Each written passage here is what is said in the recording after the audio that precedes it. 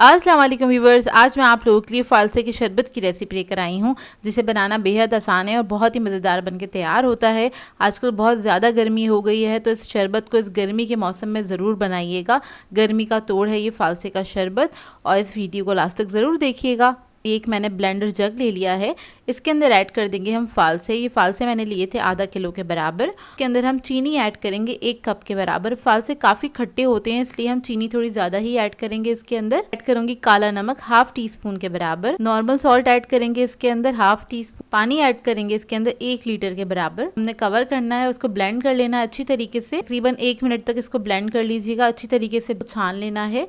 Steiner के ऊपर आपने इस तरह से ये सारा मिक्सचर डाल देना है और स्पून से आपने इस तरह से हिलाते रहना है। अब इसके बाद इसके अंदर आपने डायरेक्टली बर्फ़ ऐड कर देनी है खूब सारी।